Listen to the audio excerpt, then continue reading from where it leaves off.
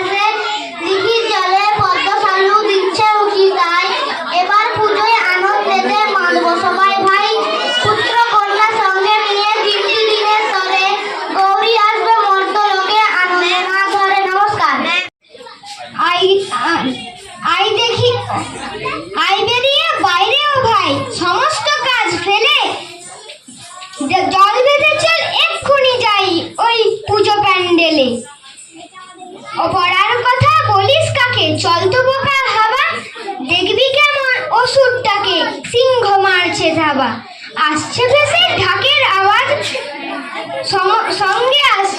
সঙ্গে বাজে কাশি। কাজ ফেলে চল, দেখবি আজ দুর্গা মায়ের হাসি। ওই হাসিতেই সমস্ত দিক এখন ভরা থাকুক। তারপর ফির রুটিন মাফিক চলবে লেখাপড়া। আগমনী বেমানামিত বলতা করে যাবো শীত এখনো দূর, এরই মধ্যে মিঠে কিন্তু হয়েছে রোদ্দুর। মেঘগুলো সব দূর আকাশে, পারছে না ঠিক বুঝতে ঝরবে নাকি যাবে উড়ে অন্য কোথাও খুঁজে। থেকে তাই কি শুনি বুক কাঁপানো ডাক, হাটকা যতই হোক না জবর ধরতে বাকি ভাগ। আকাশ বাতাস আনমনা শুনে এখন ধ্বনি চির নতুন হয়েও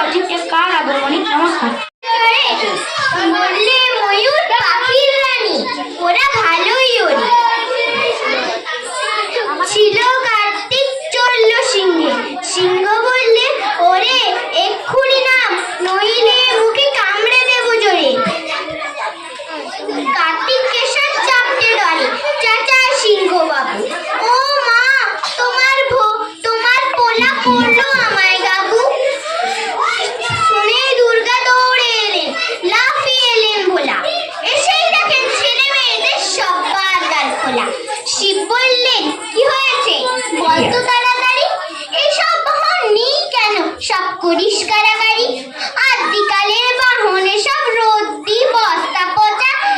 কোথায় গেলি নন্দী বিঙ্গি আনতো আমার রজা, সাত সকালে ঝগড়া ঝাঁটি ধরলো আমার মাথা।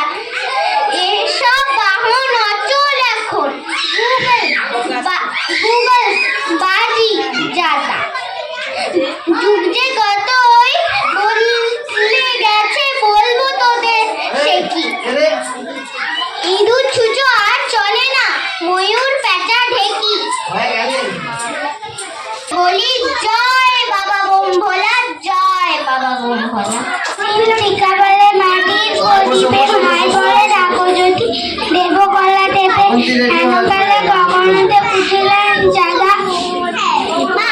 দিন শিকাবেলে এসমর দাদা করে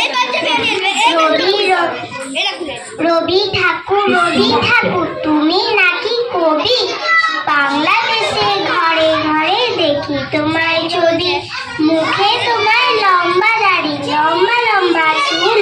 প্রথমে তোমায় মুড়ি ভেবে করেছি যে ভুল, এখন আমি বড় হয়ে জেনেছি তুমি কে। বিশ্বজোড়ার নামটি তোমায় বিশ্বকবি হে নমস্কার। গণেশ, সরস্বতী ওরা সবাই রেডি? মা, ও মা, এবার মামা বাড়িতে না গেলে হয় না? তাহলে বাবার সাথে ঘুরতে যেতাম আর নেল পালিশ এগুলো কিনে আনতাম। সরস্বতী ঠিকই বলেছে, শুনেছি সব পুজোর জিনিসপত্র খুব সস্তা, আর তাছাড়া তোমার পুজোর জিনিসপত্র খুব কম দামে পাওয়া যায়। নে, বেশি বকিস না। গণেশ কোথায়? ওগুলো দেখতে পাচ্ছি না। মা, আমার বউকে এবার নতুন শাড়ি না দিলে আমি যাবো না তোমার সঙ্গে। তোমার সাথে গিয়ে আমার কোনো লাভ নেই, গিয়ে তুই একটাই কাজ, তুমি ওষুধ আমাকে কোথা দিয়ে মেরে ফেলবে আর আমি দাঁড়িয়ে দাঁড়িয়ে দেখবো। হ্যাঁ, মায়ের ঠিকই বলেছে, কোনো বছর আমরা মেলায় গিয়ে একটু ভালো মতো ঘুরতে পারবো। আমরা মেলায় যেয়ে খুব মজা করবো। ঠিক আছে, চল আগে মেলায় যাবো, কেনাকাটা করবো, ওদেরকে পেট ভরে খাওয়াবো, তারপরে ওই মহিলাটাকে মারবো। যা তোরা এবার তাহলে রেডি হয়ে নে। দেখি ওই বেটাকে একটা ফোন করে, নাম্বারটা কোথায় আছে। এবার আমাকে মারতে এলে আমার সঙ্গে আর শক্তিতে পেরে উঠবে না, তাই এবার গ্রাম থেকে ঘুরে আসি। সর্বশেষে তুমি চললো কোথায়? তুই এবার আমাকে চিনলি কি করে? আর এখানে এবার কিছু কিছু আসলি বা কেন? বলি তুমি মরা হয়ে এখানে সে লুকোলে হবে? আমি মাকে গিয়ে সব বলে দেবো যে তুমি মায়ের ভয়ে ওই চায়ের দোকানে গিয়ে লুকাচ্ছ। এই অসভ্য, তোর ওই লোকের পেছনে কাটি করা ছাড়া কোনো কাজ নেই।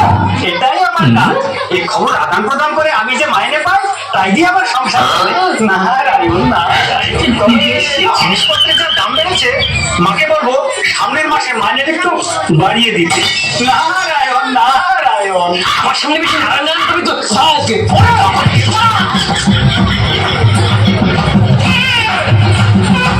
কে? ও মা। হ্যাঁ মা বলো। এই তুই এখন কোথায় রে? আমি একটু ঘুরতে এসেছি মা।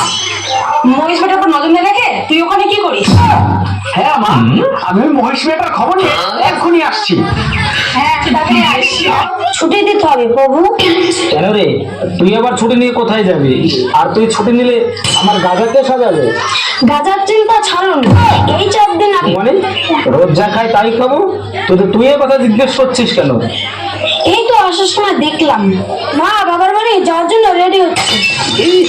আমার সেই বাবার বাড়ি? এই রে, উনি মনে হয় আবার খেপে গেছে। মেলায় যাবো না পাবো? বলুন প্রভু।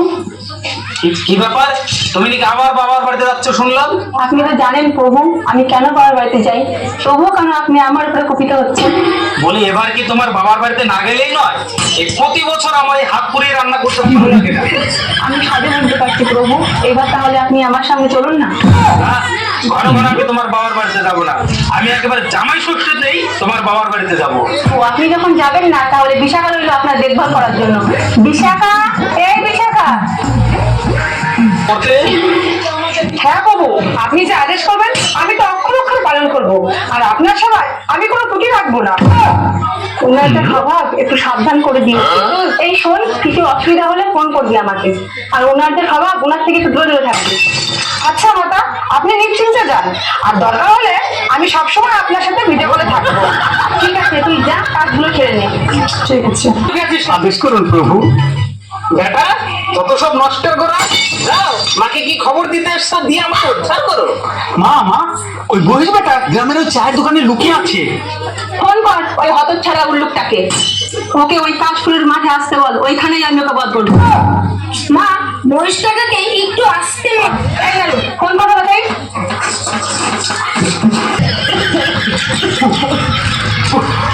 ঠান্ডাটা বড্ড বেশি লেগে গেছে। এটা গরম পড়েছে, এই গরমে যুদ্ধ করা যায় নাকি? কে ওই তো দেরি করলি কেন? শরীরটা বেশি ভালো নেই, তা তুমি কি আমার ঘর করা দেখি জানা, তা তুই যুদ্ধ করতে এসে কথা বলছিস কেন? এগুলো ভদ্রতা, এখন ডিজিটাল যুগ, তাই যুদ্ধে একটু রোগী কথা